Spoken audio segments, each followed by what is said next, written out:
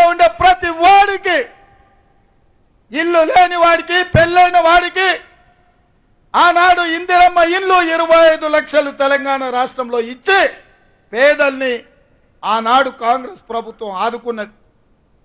కానీ కేసీఆర్ ఏమన్నాడయా, ఇందిరమ్మ ఇండ్లను పట్టుకొని ఇవి డబ్బా ఇండ్లు వద్దు, డబుల్ బెడ్రూమ్ ఇండ్లు ముద్దు, అల్లుడు బిడ్డ వస్తే ఏడవంటారు, కొడుకు కోడలు ఉంటే ఏడ ఉంటారు, కోడి పిల్లను మేక పిల్లను ఉంటే ఏడ కట్టేస్తారు, పేదవాళ్లకు డబుల్ బెడ్రూమ్ ఇండ్లు ఇస్తా అని చంద్రశేఖరరావు మాట ఇచ్చిండు.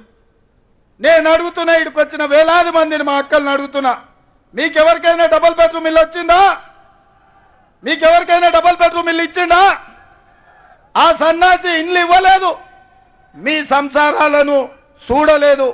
అందుకే అధికారం చేపట్టిన వెంబడే పేదవాళ్లకు ఇందిరమ్మ ఇండ్లు ఇవ్వాలని తెలంగాణ రాష్ట్రంలో 4,50,000 ఇండ్ల మంజూరు చేసి 22,500 కోట్ల రూపాయలతోని పేదవాళ్ళ ఆత్మ గౌరవమైన ఇందిరమ్మ ఇండ్లను మన ప్రభుత్వం మంజూరు చేసి 5 గ్యారెంటీలను అమలు చేసి 100 రోజుల్లోనే చూపించినాం.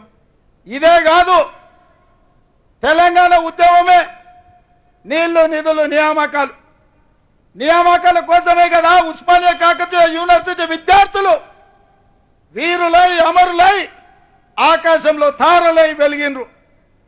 వాళ్ళ ఆత్మ బలిదానాలతో తెలంగాణ రాష్ట్రం వచ్చింది. వచ్చిన తెలంగాణ రాష్ట్రంలో చంద్రశేఖరరావు ఉద్యోగాల భర్తీ చేయలే, నిరుద్యోగులను పట్టించుకోలే, వాళ్ళ ఉద్యమాలను పోలీసు ఉక్కు పాదాలతో అణచివేసిండు.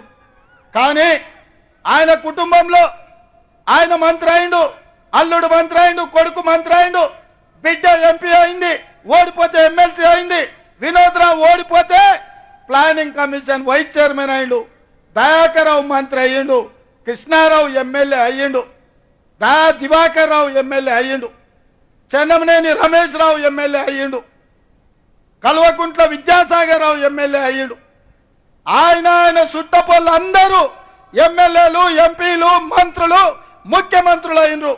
వాళ్ళ ఇంటి నిండా ఉద్యోగాలు వచ్చినాయి. కానీ ఏ పేదవాడి ఇంట్లో నిరుద్యోగ యువకులకు ఉద్యోగాలు రాలే, ఉపాధి అవకాశాలు కల్పించలే. కానీ మన ప్రభుత్వం అధికారం చేపట్టిన ఎంబడే 3 నెలల్లో 30,000 ఉద్యోగాలు ఎల్బీ స్టేడియంలో ఆ కుటుంబాలను రప్పించి 30,000 నియామక పత్రాలు నేనే దగ్గరుండి నిలబడి వాళ్ళ చేతికిచ్చిన వాళ్ళ తల్లిదండ్రులు